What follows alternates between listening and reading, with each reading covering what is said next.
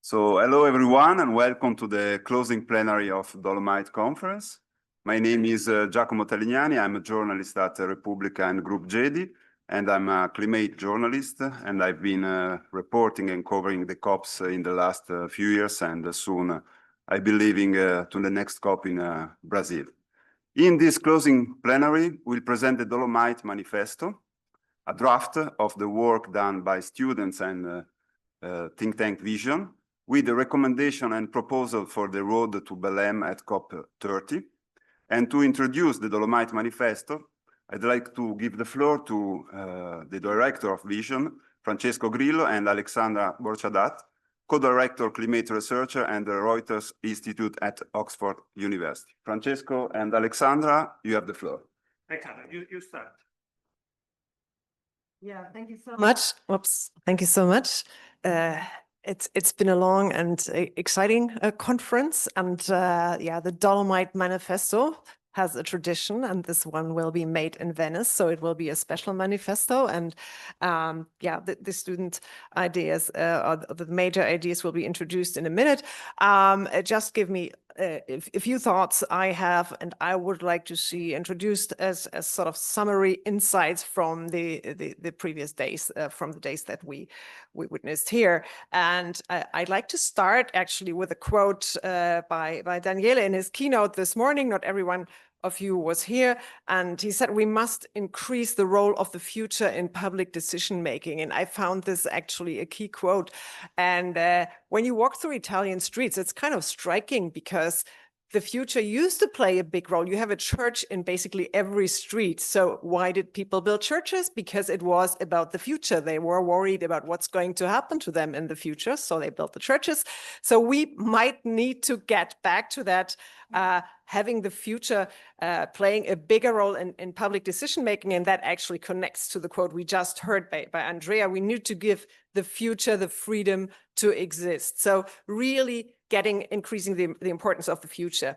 Then my second insight from actually all the Dolomite conferences is really that technology isn't the main problem, at least not in many sectors, in most sectors. I mean, air traffic might be an exception, as we learned also this morning. And of course, advances in technology are needed, but a lot of this is about power, about geopolitical conflicts, and we need to sort of make people aware of that too, and to be able to manage that conflict and power. And it is about social technology, as one working group about retrofitting cities made clear. It's about bringing people along and to be innovative in social technologies. And this is actually also what universities need to teach, not only calculations and technology, but also how to actually connect the advances and progress to the social technologies, really.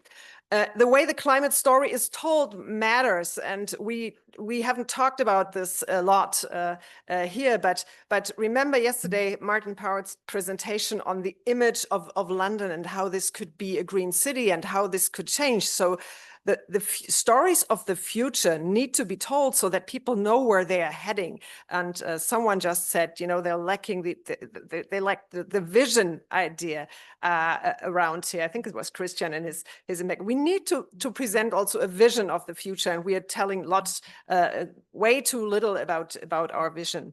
And the social impact, of course, of all things always needs to be considered, and it needs to be considered from the beginning, not as an end of pipe sort of thing, like, oh, now that we've drafted all these great policies and technologies, now let's think about the social impact and the public. No, you have to integrate it into decision making.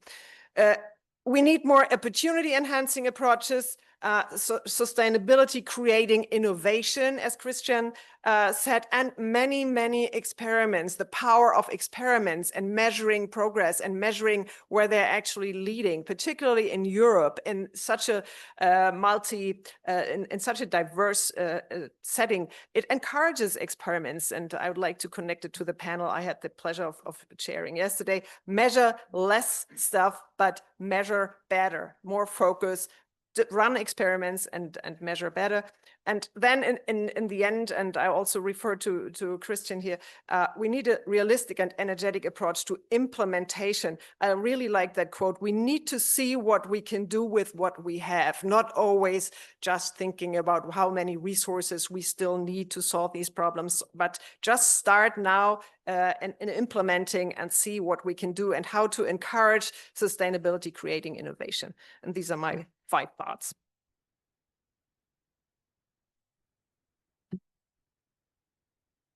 Okay, we don't have the Dolomite manifesto ready yet. We generated a huge amount of knowledge, of ideas, and we now need to systematize the entire thing. But Olga, you try to extract from such an amount of knowledge a few transversal ideas. So go ahead.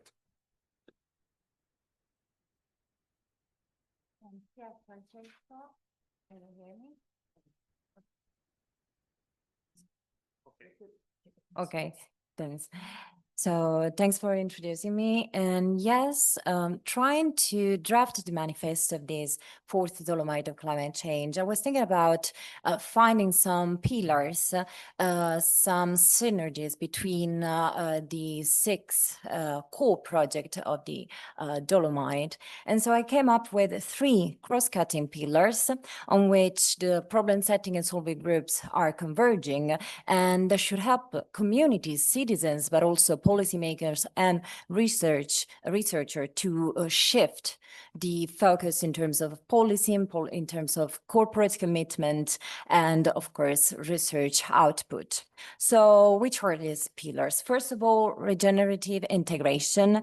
Indeed, AI-driven waste recovery plan, the shared electric shuttles, heat stress retrofitting, regenerative agriculture, and modernized grids all turn traditionally costly procedures and streams into climate positive assets, and delivering therefore financial returns while sequestering carbon and unlocking renewable capacity. Second of all, the equity by design. Indeed, every solution that we saw today, that we deep delve into this morning, embeds safeguards for vulnerable communities, for vulnerable users, and mandates also inclusive governance, ensuring that the climate benefits are distributed fairly across the society members. Lastly, blended or hybrid finance tools and data synergies. Indeed, a mix of binding public grants, voluntary state pledges, and private capital instruments, the risk early deployment. And of course, while shared digital platforms, so data gathering, data collection, and leverage on this data through Internet of Things or digital twins, smart green, and so on and so forth, create feedback loops that could potentially optimize the whole process. So which are the key messages that could be extracted from the groups, problem-solving groups, for different clusters of stakeholders? First of all, for policymakers, I will say adopt performance-based incentives that reward regeneration, that embed equity clauses in contract, and streamline the permitting process through a single window option and regime. Then for academia, develop integrated frameworks that capture this multi-sectoral, multi-dimensional climate, but also economic and social benefits. And lastly, for enterprises, for the corporate machine, invest in solution with clear net present value and carbon sequestration upside, leveraging blended hybrid finance tools to reduce upfront capex, and embed accessibility and transparent impact reporting to unlock public services contract and market trust. So there is no final magic formula, but of course it could be very useful to change the approach, the vision, into a systemic vision that could be powered by being technologically brave, by being financially hybrid and equitable and fair in terms of design. Thank you very much. Olga.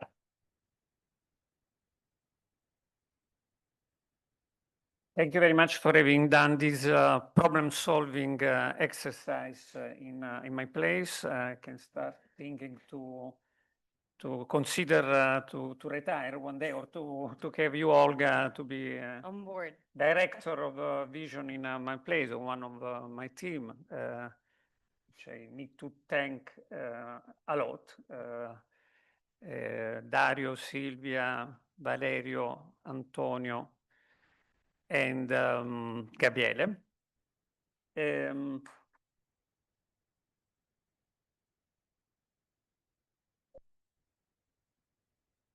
Since I am in the thank you phase, let me say that yeah, you got some key message out of the enormous amount of knowledge that we have been producing, students, but also professor, and people from business, from media, from policy making.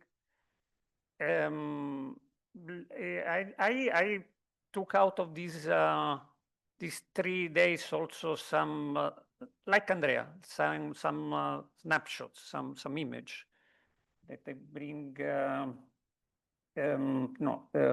in my heart to be a little bit romantic. And I think we are very much part of the solution. We need new policies. We need probably new COPs. We need to use differently technologies. We need also new technologies because we do not have aircraft entirely moving with electricity, as Daniele was reminding us this morning. But we also need an entirely new method to transform information. We have much information into relevant knowledge. And by relevant knowledge, I mean the knowledge that we can use to solve problems. So I will take in my heart some image of people. Olga, as being the students, that you are really like the reason why we are doing this. We are carrying on this project. Our super chair, Alexandra, Cliff. I hope Daniele will be part. Actually, you are already part of them with your patience. Also, when we are late, like this morning. So I think the media partner were fantastic. Andrea, Giacomo, Laura, the conversation. And of course, I need to have a big thank for our founding partner, for AXA. The mother of this project is Georgia, is there, Georgia Freddi. And then we have Letizia, but the mother, I must say, is Georgia, no?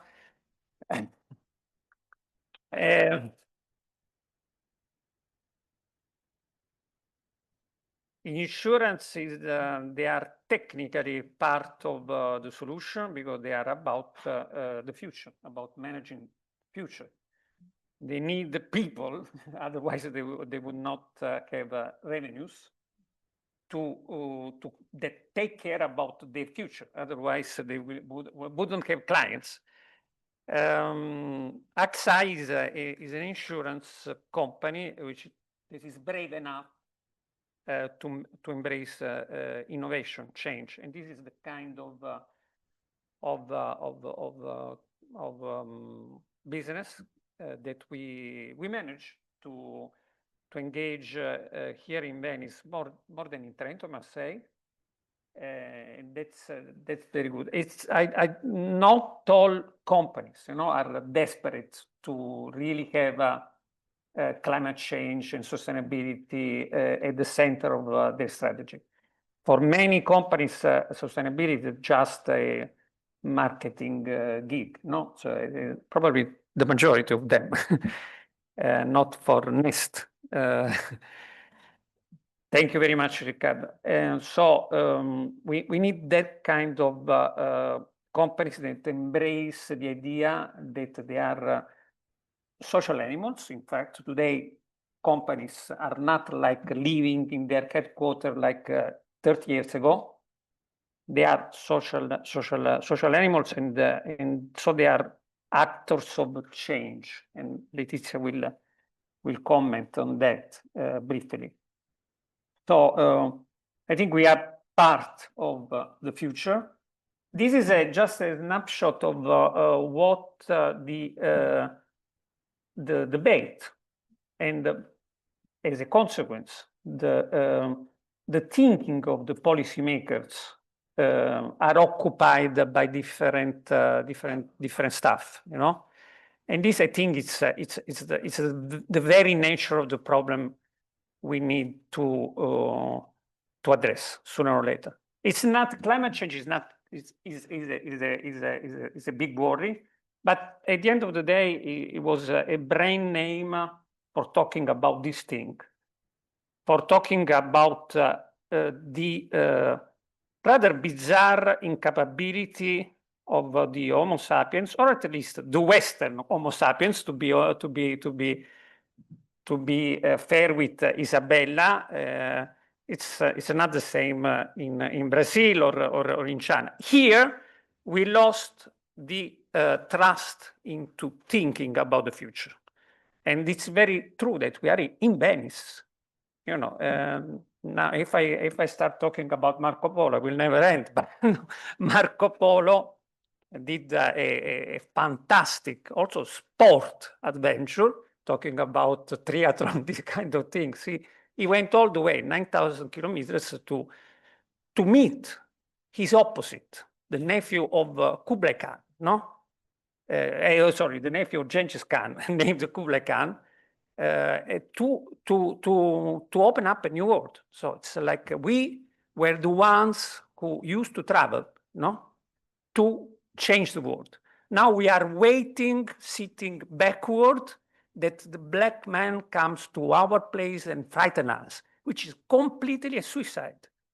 We are suiciding ourselves because we forgot what are we about, the Homo sapiens, and also an idea of the West, which was about traveling. No, this is climate change, like the conference that we may do next year on artificial intelligence, is just a name to talk about this very thing, which is about recovering, and the space for this stuff in the media, in decision making, is very, very small. It's about recovering our trust into our capability to change the future. Okay, the future is not just complexity that we are staring hopelessly. No, what is this monster complexity? We cannot do anything. It's about a moral question. It is a moral question. It is a moral question. Editors of journals that think I do not give a shit about climate change are doing a big, how can I say?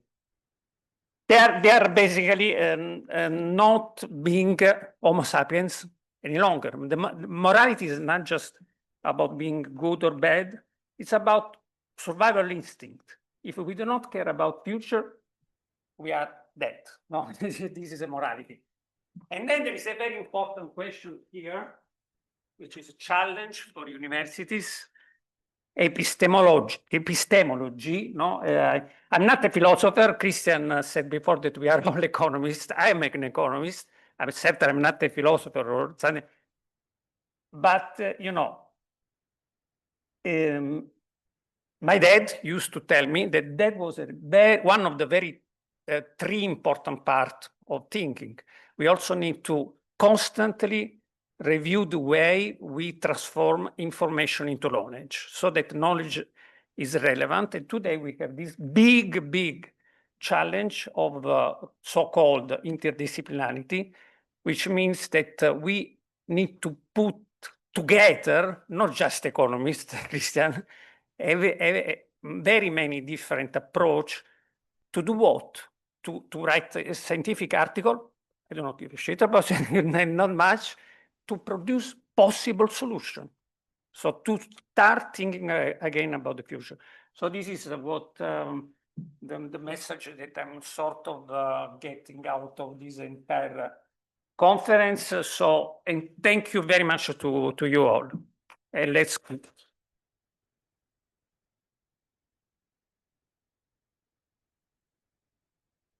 On stage Letizia D'Abbondanza, Chief Customer and External Communication Officer, AXA Italia.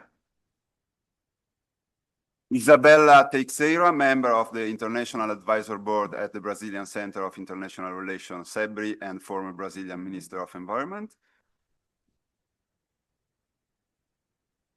Andrew Wyckoff, former Director of the Directorate for Science and Technology at OECD. And Daniele Franco, Scientific Director, Fondazione Giorgio Cini, and former Italy Minister for Economics and Finance.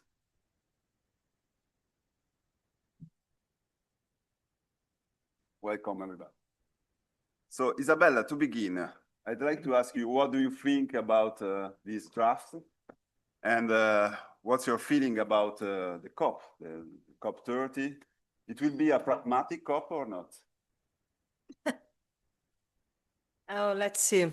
First of all, good morning, everyone. Thank you very much for this opportunity to catch up and understand better what's happening today in the world and about the present, not necessarily about the future. The first thing is absolutely important to know what are the key decisions must be taken now if we want to go into the future as the last session recommended us. So it's very important to understand the present and the transition that we are, not the transition when you have Paris Agreement, for example. Okay, 10 years ago, the world was completely different. All the conditions, the political and the geopolitical conditions that allow us to reach Paris Agreement, all of them are over. So it's very important to understand where we are and how we are. And my experience or my reality is that everything is changing, and the international order, what we have been discussing, in my opinion, we have this is declining, okay, in a really, really acceleration process, or accelerated process. This is very important to be observed, because when you go into the debate about climate change, I will share some, when you go into scientific reality, what it is, overshoot. Okay, and the science is not able to tell us, okay, what are the set of questions that must be answered that you could take decision now in a different way. Because nobody knows about after 1.5, even when you consider the modeling scenarios and bring tipping points into the rooms, you cannot see really with the transparency that you need to go ahead, okay? So the physical impacts like sea level rise accelerating, and you don't know how to manage this absolutely in the present, okay? Second, the economic technological landscape shifting, okay? And of course, that you have progress in renewable energy and climate policies, but also it's very important to understand when you go into the solution, this will happen in COP30, we probably will come with new dependence or interdependence among countries, and also the full dependence on nature, meaning resource security and resource scarcity. When I'm discussing resources, not natural resources, materials, and fossil fuels is part of this. Okay, remember that last year you have a global energy mix at 82% based on fossil fuels. After 40 years, we have the climate change into the rooms. When you go to socio-political context, what you have? Polarization and the delays on climate change. And you cannot forget declining public trust in government, due to the lack of accountability. Okay, so transparency has different meanings when you go to discuss climate change, the present, transition, and convergence of interests. I'm not here discussing consensus. I'm coming to discuss convergence of interests. And they go outside, the like-minded blocks, for example, and go outside to discuss Nine Nations, CBDR is not part of this. When you go inside COPs and multilateralism, multi-CBDR is part of this. So when you go to the debate of loss and damages yesterday, it's really fantastic, but CBDR is not approached. Okay, really you need to understand where we are. And my last comment, when you go to geopolitical outlook, you have fragmentation, probably moving to a multipolarized world that you don't know how to manage this because our elected experience was in the last century, the beginning of that century. No one in this room was exposed to multipolarity during our lives. Okay, so the big picture shows that you have stability, short-termism, and nationalism into the rules. And this means, in my understanding, that you cannot forget that the populism, they target climate. Okay, target climate. My countries, we were so exposed to this recently, and how complex it is to have a government today that's trying to push climate change as a critical and strategic issue for our society, for the world. This is part of the strategy to Brazil to be back to the world. And COP30, it's not only COP30 when you go to discuss climate change today in Brazil, because you have the president of G20, and you have the president of BRICS Plus, and now you have COP30. This is a process with different stakeholders, with different audience, but also with different political tracks and economic tracks to come to connect dots in different perspectives. Of course, at the first, perspectives to land this issue consider finance and economic development, because this is a development process, a development problem. And in going to this solution, this COP30 is trying to drive, it's so disruptive because we have the climate diplomacy, and now you're pushing action agenda. Action agenda means that we like to have non-state members into the room of the climate governance. And the NAFTA Triple is not designed to this, because the multilateralism is based on stakeholder and state members. How come to manage private sector with co-responsibilities based on the national ambition or regional coordination of interests? It's not clear yet, but it's really important, in my opinion, it's important decision to have new brains into the rooms to discuss where we are and how you come to approach the future based on the impacts of the past. But the past is like net zero. Yesterday I mentioned this, net zero you set by 2050, but sometimes you forget that you have 2060, 2070 with India and China. And it's very important to understand to know more where the countries are and how the countries are coming to take decisions considering climate change, inside and outside the multilateral system. And this is, for me, the critical decision the critical approach that must be taken into account. Why? Because we need to coordinate things. And you need to be really optimist, but based on rationality, because we have some countries that delivers with things, step by step. My country is a country that designed with high ambition. So it's like we have the future. I have to bring the future to the present to have the new deals and to make sure that the new partnership that are going step by step, okay, to achieve low carbon economy.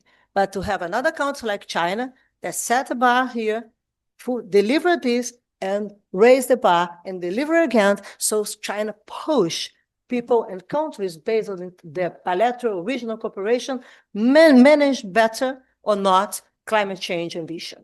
So it is very important to go to discuss a governance or ambition concerning climate change, to know more about the dynamics of countries and the interests that climate change allow these countries to share, consider the geopolitical perspectives and geoeconomic perspectives.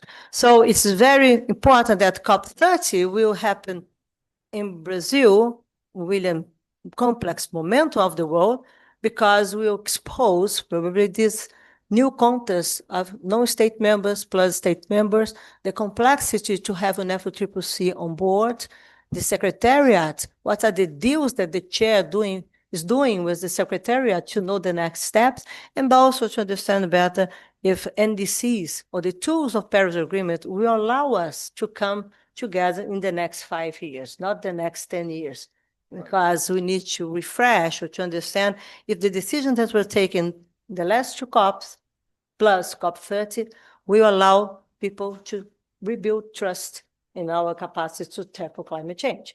Because this is not about the future generation. I'm sorry, this is about the young people today. Because in us, we become so young, because we need to live better with the climate risks in the room.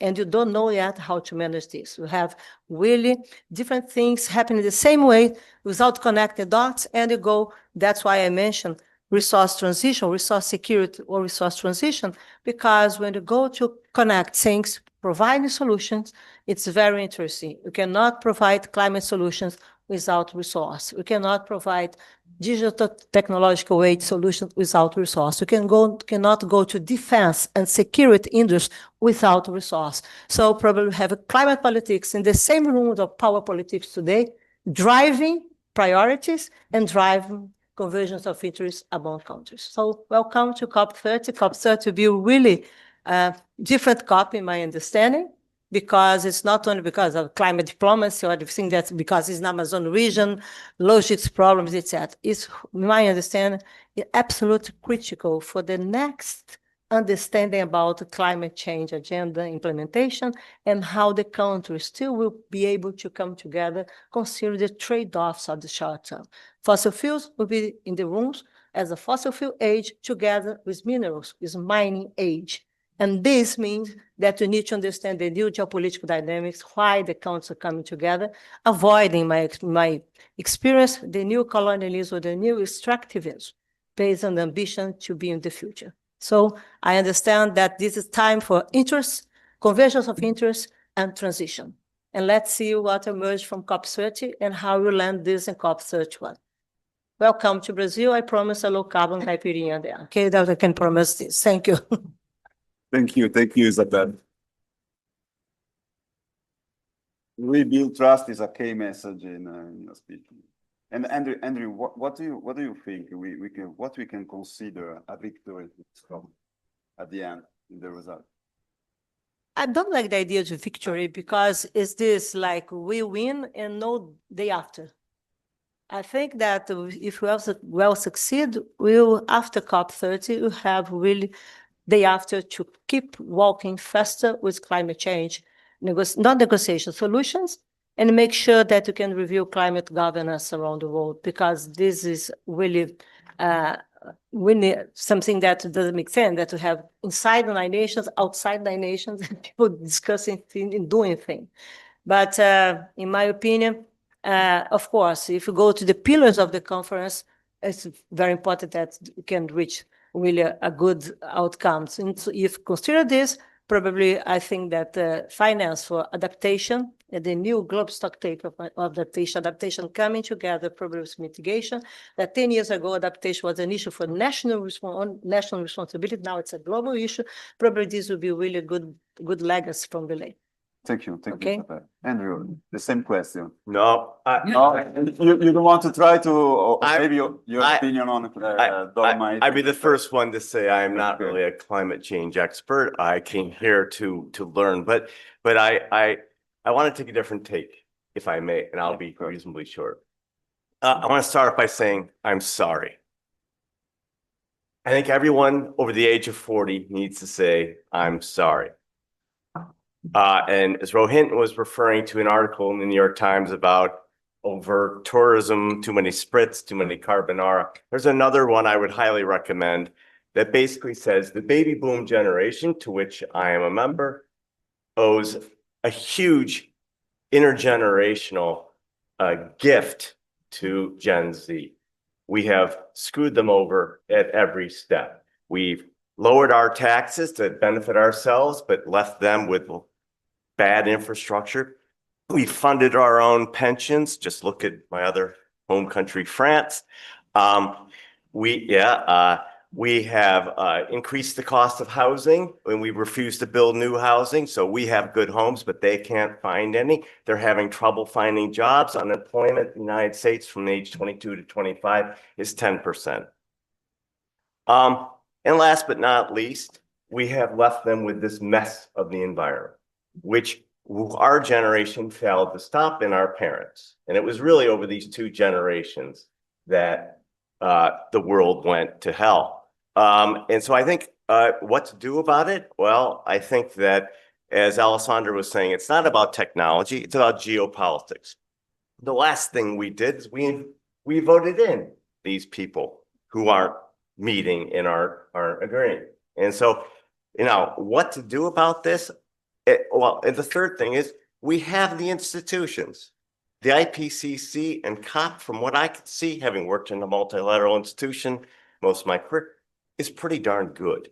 The excellent drives out the good. So we should accept those as really well functioning. And it's not about inventing something new. It's about getting those to work. And so what to do? I think there has to be, we have to stop giving my generation discounts on transport and public facilities. Why does this happen?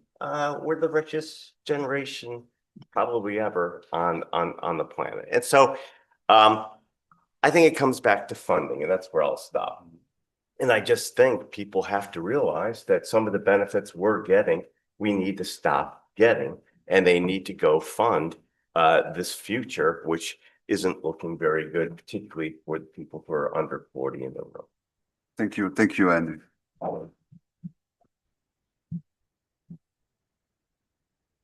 Talking about present and not future, Letizia, as we know, we are in difficult historic moment where green politics and sustainability are under attack now. And so I want to ask you, what contribution and support should the insurance company provide at this time? And what is AXA's strategy about this? Okay, thank you very much. Very good morning, everyone. I think that I'm very happy not to be here for the Dolomite and for the final conclusion, because we were, as Francesco said, we were at the very beginning, we were the founder of these events. And that combine at least client, science, and young generation. I think that now, as everybody say today and in the previous days, this is a very difficult situation. For US, that is going to left the Paris Agreement, and for Euro, that is getting, I think, is struggling to find a balance between regulation and innovation, and the balance is more on regulation sometimes, and the conflict that are all around. In AXA, one of the key elements for us is to try to increase the awareness around the risk. And I think it's important to see that in the last AXA Future Risk Report that is made 2 days ago, we measure the global risk from the public and the general public and the expert. And also today, the climate change is the first risk, but there is a lot of risk that are rising. Geopolitical is the second, cybersecurity, the third, AI, and data is the first. So we have a lot of fragmentation. What we see is that climate change is still at the top of the agenda, but there is a lot of fragmentation and a lot of things that are rising. Only 55% of the experts put the climate risk at the top of 5. And last year was 63. So it's decreasing a little bit in the agenda. But the things that for me is quite curious that they feel personally vulnerable, but they feel at the same time, a sort of climate fatigue. So climate fatigue for me is the feeling of being overwhelmed sometimes, and the other side is powerless. So we cannot, we don't know exactly what to do. No, we know that perhaps that there will be some obstacle that will be destroying catastrophes, but no, we feel a little bit fatigued about this. And that there is a lot of trust that emerge, no, in public authorities to do this, no, to really face the crisis. And this movement made a sort of paradox. So a lot of society prefer to, no, let me say, protect themselves in a very short term instead of taking, no, a very strategic approach to protect for the future. No, and this is a sort of paradox also in terms of economic. And I think that insurance can make it part of the role. I think all the companies have to be part of this solution, but insurance are really impacted by this. Are impacted by the profit and loss. Are impacted for the clients. No, I think just to give you some numbers around this, in 2025 worldwide, in the first semester, we have 135 billions of damages. No, that means that if you see in the more or less double the average of the last 20 years. And this impact in terms of millions of people, damages companies, business interruption, and so on. So I think that insurance have to play a role, and in Italy even worse, because Italy is a very fragile country, because I think is one of the most fragile countries in Europe. 95% of our town are at risk, and also our home. So, and that's the reason why, last year, the government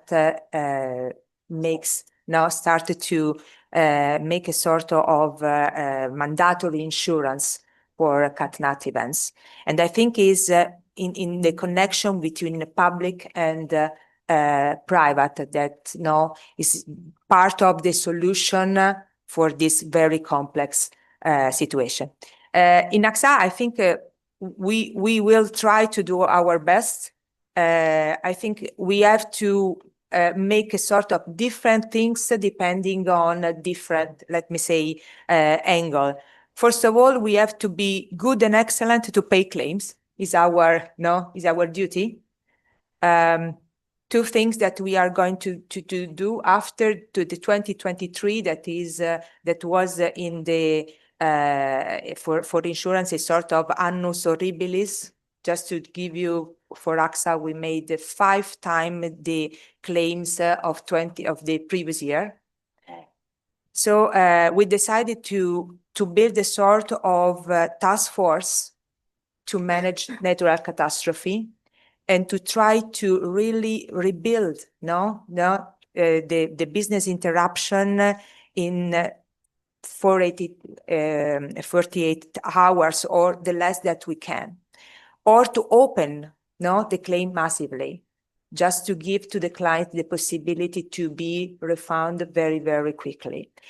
And in worldwide, with AXA, we have dedicated companies that make a parametric insurance that is one of the next level, I think, for cat events. But not only this, we make a lot of incentive also for our clients. So we embedded the ESG scoring within our underwriting and pricing.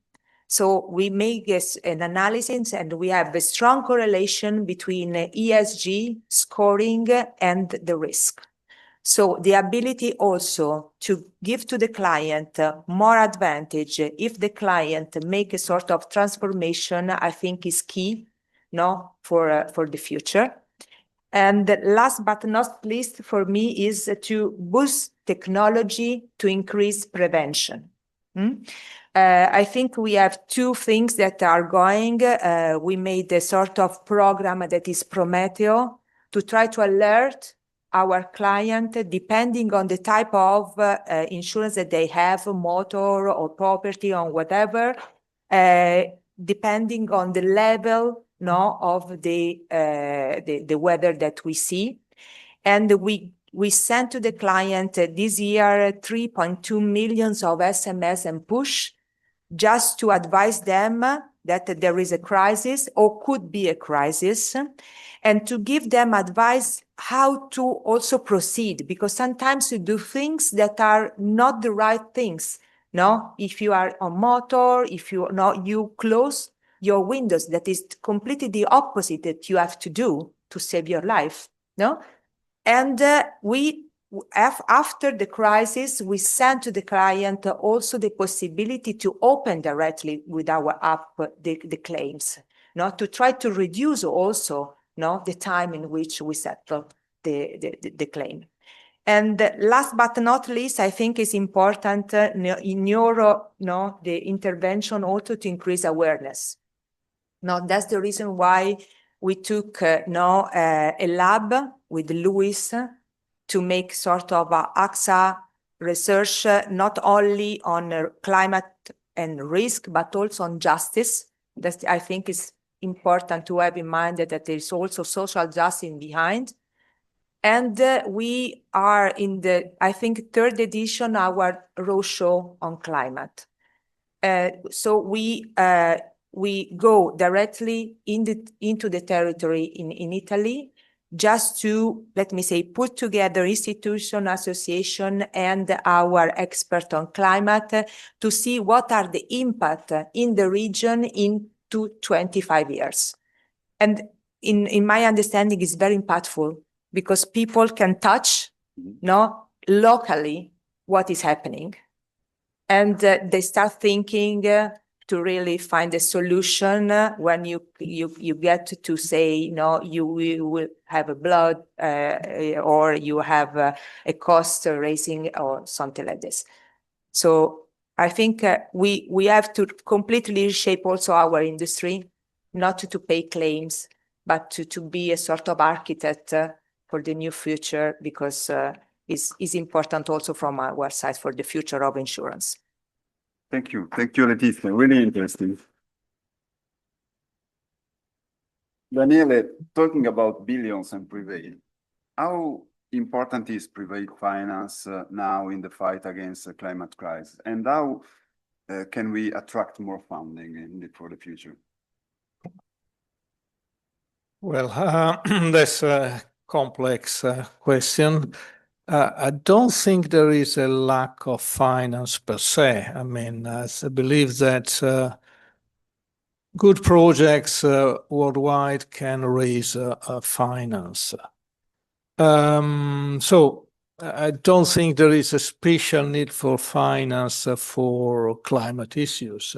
And I do not believe that the finance industry has a special role, I mean, in this regard. I mean, the finance industry is an industry that, like other industries, is on the market, and the CEO of any bank wants to raise the profits of the bank. So I never thought that finance would be the leading agent in the climate transition. I believe governments are the leading agents. Finance will follow and will provide the funds. So also in terms of ESG, I've never been very much fond of attributing to ESG, let's say, magic role in improving the world. I mean, it's governments which are taking decisions. Coming to that, 4 years ago, we had the G20, Italy was chairing, and we had the main meeting here in Venice in July 21. And that was, I would say, relatively favorable context for dealing with climate issues, because if you would read the G20 statement of July 21, you will see that we agreed, the 20 countries, to move ahead on the climate transition. Even countries which are rich because of oil agreed on the transition, like the Saudi. I mean, the Saudi accepted the idea that at a certain point in the future, oil and natural gas will no longer be as relevant as they are today. And that was followed by the Glasgow COP.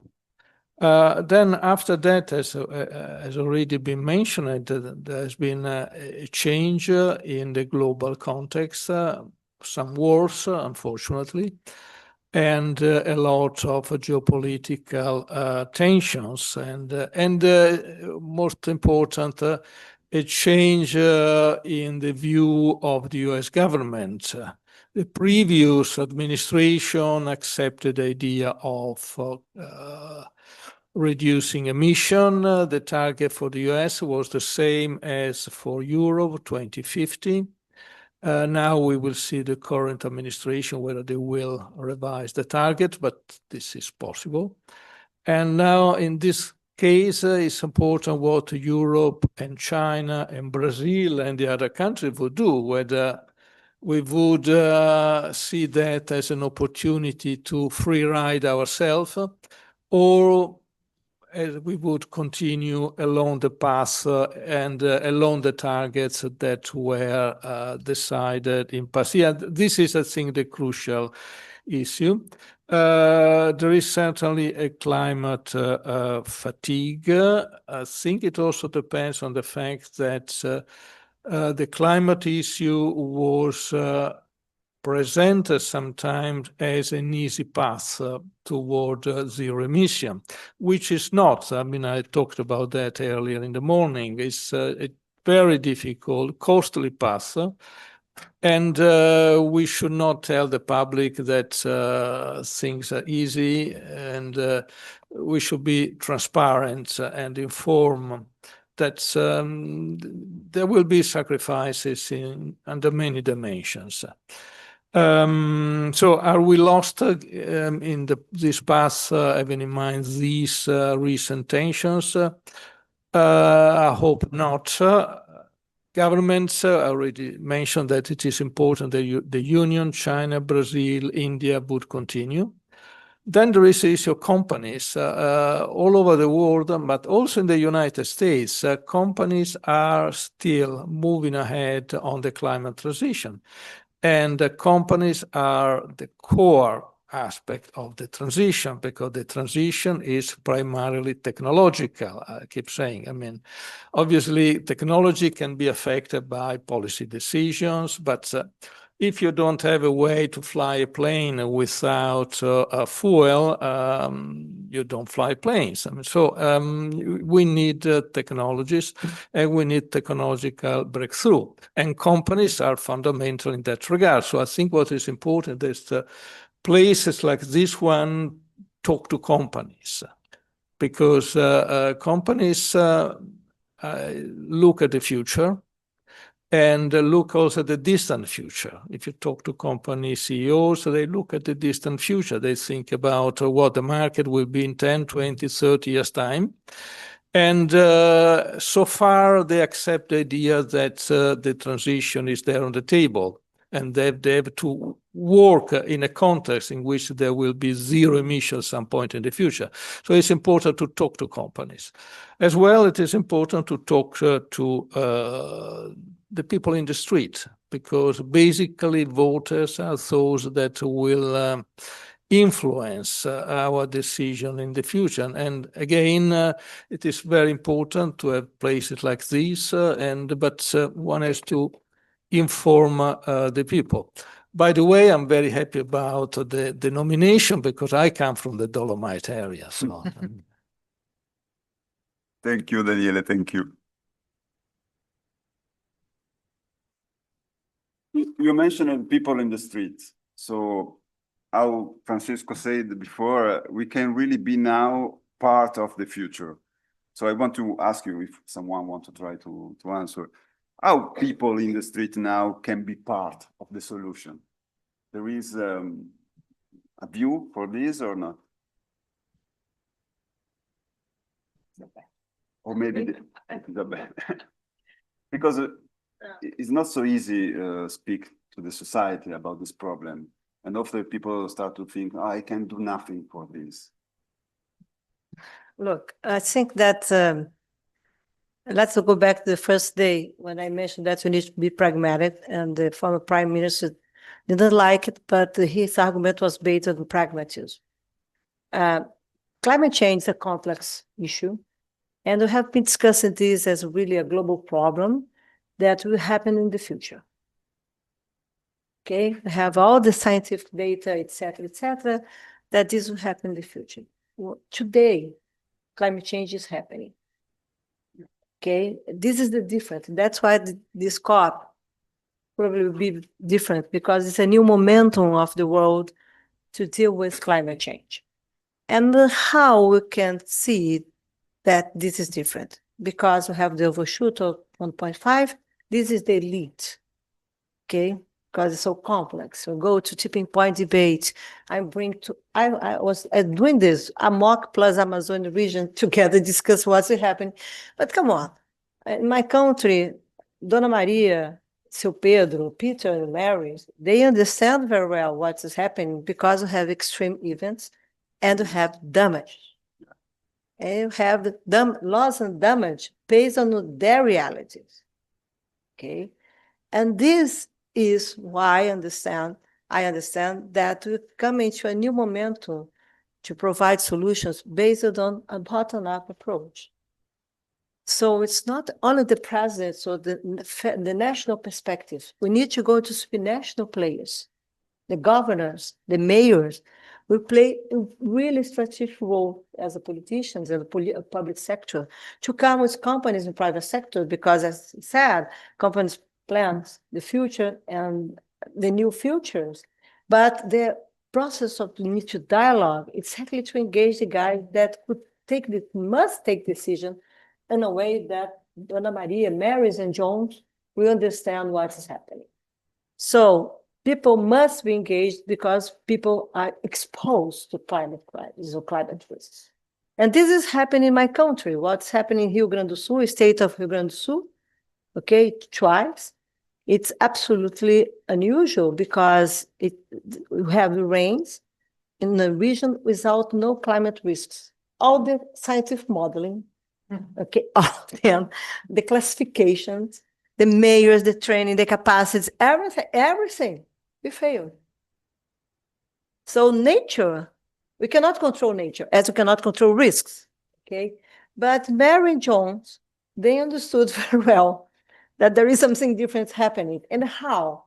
Because they're vulnerable, and when you have these floods, etc., or fires, they lost things. Okay, as simple as that. To have a small shop or something that can go to have food, etc., bar, and this is over. And nobody is able to pay for this, because no insurance is available. We don't have the culture to manage risks in short-term perspectives, okay? This is middle class that pays for insurance, not poor people. And when you go to the cause of how we can illustrate that to have climate change, there is no power, electric power. It's over, so it's collapsed. Ah, yes? And who will pay for this? The concessions contracts between public sector and private sector, the old ones, they don't have climate risk as part of the equation, the financial equation, economic equation, that we remunerate the tariffs, that we pay for the service. So you take the photo, say, wow, there is something really different, because climate change is exposing the past.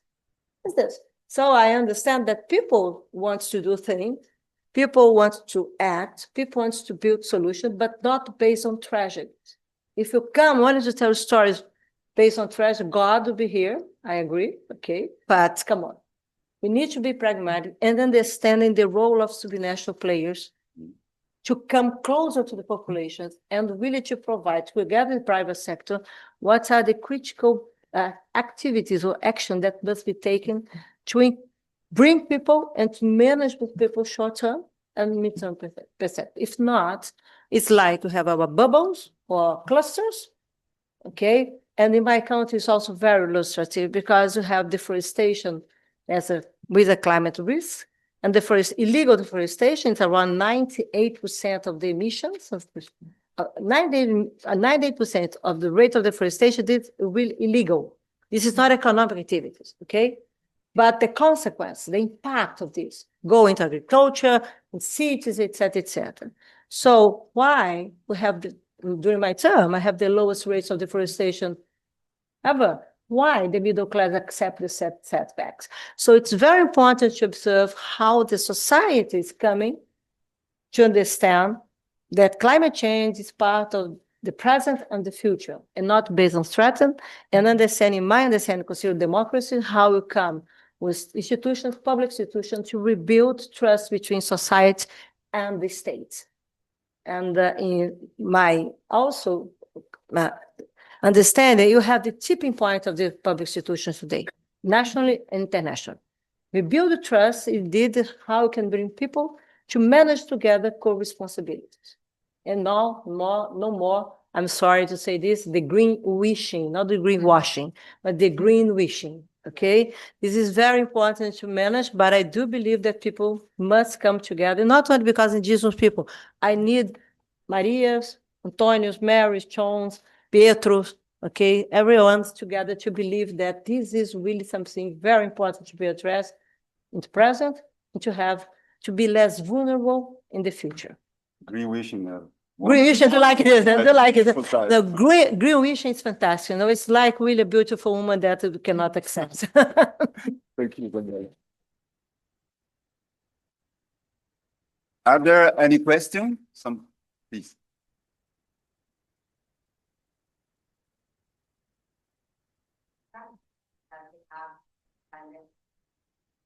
You don't think that the financial sector should also take in order to promote sustainable investments and also infrastructure? Thank you. I don't know if you could hear me before, but the question is like for countries that they have fiscal deficit, for example, in South America, there are many of them. Argentina was part of that too. You don't think the financial sector should play a fundamental role in order to push this kind of investments in infrastructure, for example, in order to prevent all the risks and also mitigate? I was wondering because you mentioned that is a responsibility mainly from the policymakers and government. And I think also the financial sector should also be as involved as governments, because in many countries, maybe they don't have the regulation set and they need the support and to deliver results in society.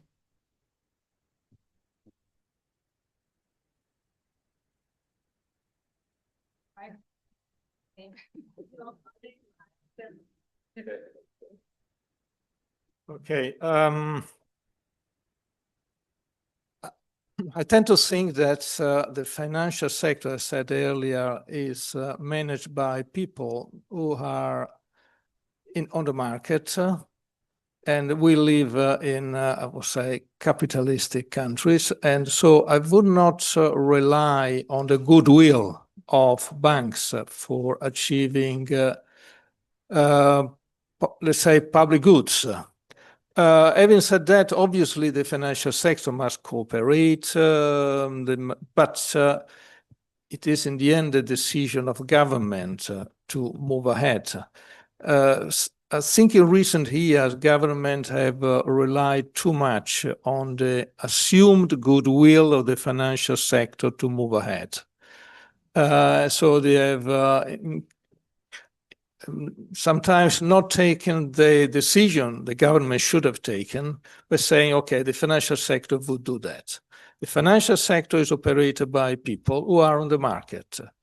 And it's not their goodwill that will ensure the climate transition. Obviously, it's good to have a CEO of main banks. I know several of them who are well-intentioned, but in the end, they have to pay dividends.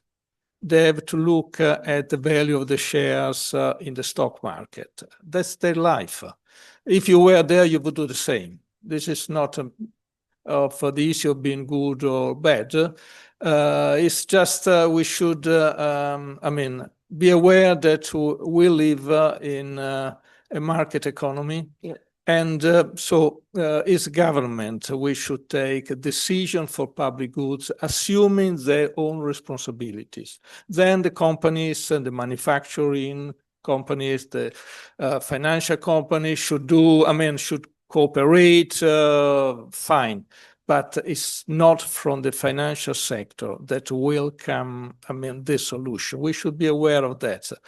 Pretending it will come from them is, wasting time. Yes, I completely understand it, and it's a very good point. But I was wondering, because when you invest in companies that they have sustainability inside as a key strategy in order to deliver value, those companies tend to perform better than traditional ones because they leverage on these strategies. So the enterprise value of the company increases, so they are able to pay better dividends in the future. And I think we need to rethink the model. Maybe it's an innovative perspective or different one. I think the financial sector was always thinking in a way that now is changing. That's why impact funds are growing, ESG funds too, and sustainable funds the same. So I was thinking that the models, for example, Enel, in his report, published a new way of deliver the net income and the free cash flow. So they integrate an overall perspective of integrating the value from all stakeholders, and this increases the overall value of the company. So these kind of companies, in the end, are the ones that you would like to invest. No, if you want to mitigate the risk of your portfolio, it's risk adjusted, and the return is increased by the sustainability performance. So I think we need to rethink how we tackle this problem, and not only put the obligation on the government, that is equally important because they deliver the policies to incentivize, but also from the public sector and the financial one as a key role there to play and deliver results too. No, certainly, companies should be part of the process. But I would not, as I said, I would not expect them to be the leaders. I don't think companies are going to reduce their profits because of for achieving the. I don't think a CEO would decide on purpose to reduce its own profits just to achieve the climate transition. So I think we should be realistic about that. Having said that, obviously, we have a lot of good companies. We have interiorized the idea that we are moving ahead on the climate transitions and have embraced this idea. And now they show also good profits. But I'm not certain about the causality. I think we have smarter, dynamic companies which are understanding what the future will be. And they also are embracing the issue of sustainability. But they would be smart companies even without embracing it, because they are smart companies in the very beginning. So what's the causality? I don't know. On the profit side, also on the empirical side, I don't know. Certainly, the best companies we have in these countries, in other countries, are embracing, because they know that this is what is going to happen, because scientists are telling us that, and they are interiorizing that in their own behavior. But they're still very keen on profits. That's so I still repeat, it's government which has to carry the financial burden. Yeah, in this but, country and in any other country, I believe. I completely agree. Letizia.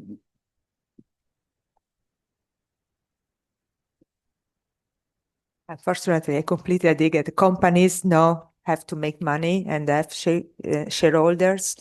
I think I think that climate, but also all the social topic that we have behind us, now like longevity, like health, like pension, no, are a very complex matter. And I think that nobody alone can make the difference. For me, the real combination will be try to make a balance and a coordination. No, I was quite in a positive way with Matti, the Professor Matti. Now they say we have to find a new way, I think, to tell the story and also to connect the dots. Because at the end of the story, there is a public, there is the companies, for example, climate, on climate, they cut not obligation. Just right now, really give for insurance the possibility to cover in a mutual way different people, no? Because otherwise we will be adverse, no, to the risk. So this is a mutual situation. Perhaps so will be also the same in terms of longevity. The connection between private and public will be one of the solutions that we have to have in mind. And I think that is very right. Very clever companies have to have in mind that this is an opportunity, not only threats, no? And this is not the storytelling that we have in mind in terms of climate change has been catastrophic and has been something like this. And this is the reality because it's almost there. But from the other side, I think for companies and young people, we have to take another story that will be, we have opportunity behind us. Also for companies, because if a very smart company, instead of having fear of what is happening, try to imagine what have been the future, no, that we have in any case, no, to face. I think this is the real opportunity for all of us.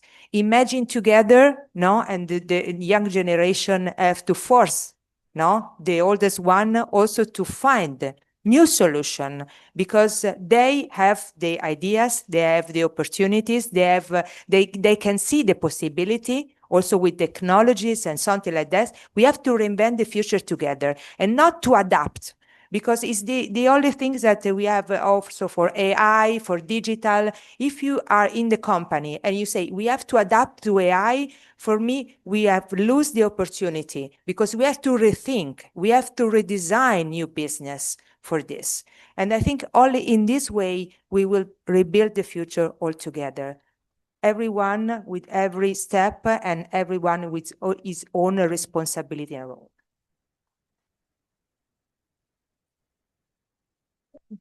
Thank you, Letizia. We have finished our time. So thank you to Letizia, to Isabella, to Andrew, and to Daniele, and a big thanks to Francesco.